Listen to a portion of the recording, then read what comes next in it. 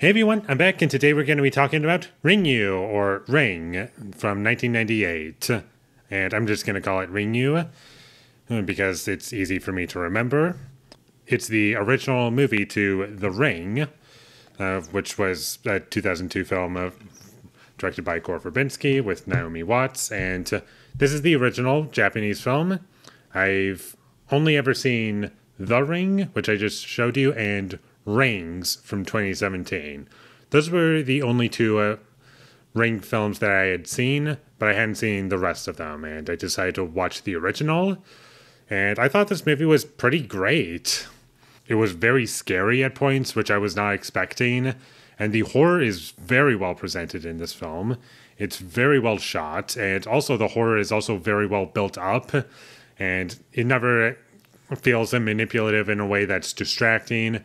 Every choice, for the most part, is done with intent, and everything that I love about movies is just found in this movie. And this movie is like an hour and a half, and it goes by pretty quickly for the most part. There was a little point in the middle where I was starting to feel the runtime a bit, but for the most part, I felt as though the pacing was pretty brisk. Things were always moving. Information was always being presented, and I liked where the story went. And also, after I watched the original film, I also decided to rewatch the Gore Verbinski film. Watching both of those was kind of interesting because it did give me some context as to what things were changed from the original to the remake, and there's quite a few differences. It's the same basic story, except the 2002 film is like almost 2 hours long for no reason, even though they did add a decent amount. But this film, it's nice and simple. It gets to the point really quickly, and I do think the sound design in this film was utilized in a way that helped with the horror. And I don't want to say any specifics because I don't want to spoil anything. The music was also good and used very well. I don't remember it right now, sadly, but I remember it being good. And one detail that I did like is it always tells you what the date is, so you know how much time characters have left to live. Because for those who don't know, you watch the tape and you have 7 days to live.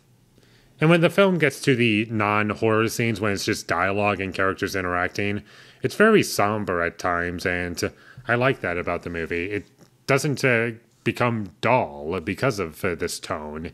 It always feels like it feeds into itself, and there's also a sense of urgency, obviously, with 7 days to live. And that makes the movie interesting to me, and the death scenes are scary. Just how they're shown is, like, terrifying, and not a whole lot happens to the characters. Characters aren't constantly seeing crazy things, or the villain of the film isn't, driving them insane like they do in the remake. Not saying that I hate that about the remake. I'm just saying that's a huge change that the remake did. No character coughs up like a thing or whatever that they have to pull out. Like, that doesn't happen. Pretty much nothing happens to these characters, really, until it's time, basically, and that's what I really love. It's just like there's a ticking time bomb in the back of these characters' heads, and they have to make the most of the time that they have left. That's what I really love about this movie. And I don't really consider that a huge spoiler for the film. Just some things that this movie does not do that the other interpretation of this film does. I feel like I'm talking about a totally different movie, that you're not really being spoiled for this movie. And you're not really being spoiled for this movie because of what's not in this film.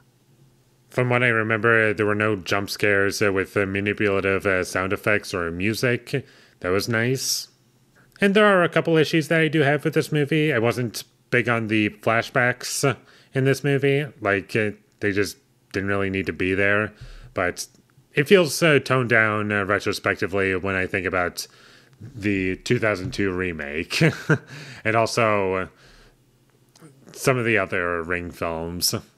And also when our main character first discovers the tape, I felt it could have been presented a bit better. But aside from that, I just don't really have any other issues with this movie. I thought it was great, very scary, very compelling. I liked where the story went. The characters are likable and you can get behind them, and no one's over the top. Everything is played very straight, and it's very easy to understand what's going on. So definitely check this movie out. I thought it was awesome, and I would love to rewatch this movie again. And keep in mind, I watched this movie on Amazon Prime, and when I clicked on Amazon Prime for whatever reason, it said 2003 when it's 1998. And I'm guessing that release date is for the US release date, possibly.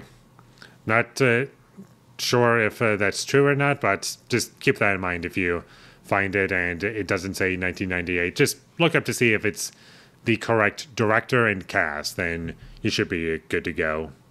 And with all that being said, I'm going to give Ringu a 9 out of 10. Thank you for watching my videos. As always, if you enjoyed this review, be sure to leave a like and comment down below you thought of Ringu, and my social media links, they will all be in the description, so follow me there. And last but not least, subscribe to be a part of Foley Nation, and I'll see you when I get my next review up, and that is going to be for The Ring 2. So look forward to that, but until I get that up, thank you for watching and have a great day.